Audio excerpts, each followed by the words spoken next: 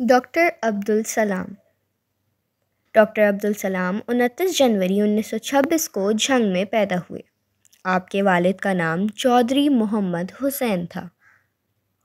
1940 میں صوبے بھر میں پہلی پوزیشن حاصل کر کے میٹرک کا امتحان پاس کیا۔ 1945 میں گریجویشن میں بھی جامعہ پنجاب میں مکمل نمبر حاصل کر کے ایک منفرد تاریخ رقم کی، حکومت کی طرف سے اسکالرشپ حاصل کی اور لندن روانہ ہو گئے۔ 1946 میں پی ایچ ڈی کرنے کے لیے کیمبرج یونیورسٹی میں قدم رکھا اور حصہ اول اور دوئم میں پہلی پوزیشن حاصل کی، اور پھر بھی ریاضی کو بغیر فزکس کے نامکمل سمجھا۔ 1949 میں حیرت انگیز ذہانت کے ذریعے حصہ اول اور حصہ دوئم کے ایک ساتھ امتحانات دیے اور فزکس میں بھی پی ایچ ڈی مکمل کی۔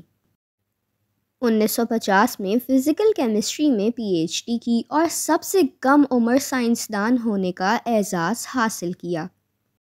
1951 میں پاکستان آئے اور 2 سال گورنمنٹ کالج لاہور میں ریاضی کے شعبے کے سربراہ کی حیثیت سے عہدہ سنبھالا۔ 1953 سے 1960 تک لندن میں کیمبرج یونیورسٹی، ایمپیریل کالج اور سینٹ جانز میں بطور پروفیسر مقرر رہے۔ 1955 میں یونائیٹڈ نیشن میں بطور سائنٹیفک سیکریٹری کانفرنس میں حصہ لیا۔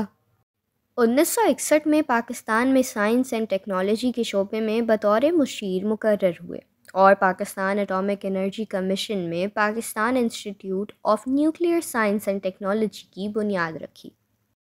1964 میں اٹلی کی دعوت پر آپ نے بین الاقوامی ادارے برائے تھیوریٹیکل فزکس کی بنیاد رکھی اور 30 سال اس ادارے کی صدارت کی۔ 1970 میں پاکستان کے پہلے نیوکلیئر پلانٹ کی بنیاد رکھی۔ 1974 میں حکومت پاکستان کی جانب سے احمدیہ جماعت کو غیر مسلم قرار دینے پر آپ دل برداشتہ ہو گئے اور ہمیشہ کے لیے وطن عزیز کو الوداع کہہ کر لندن مقیم ہو گئے۔ 1979 میں آپ کو نوبل انعام سے نوازا گیا۔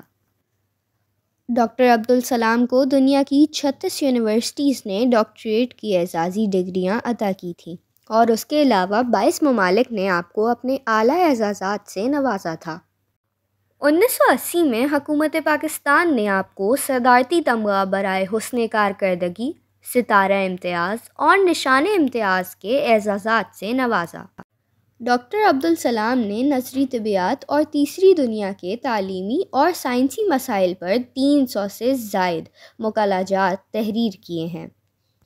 1983 میں ڈاکٹر عبدالسلام نے third world of academy science کی بنیاد رکھی۔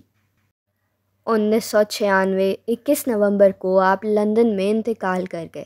وصیت کے مطابق آپ کے جثہ خاکی کو پاکستان لایا گیا اور پنجاب میں سپرد خاک کر دیا گیا۔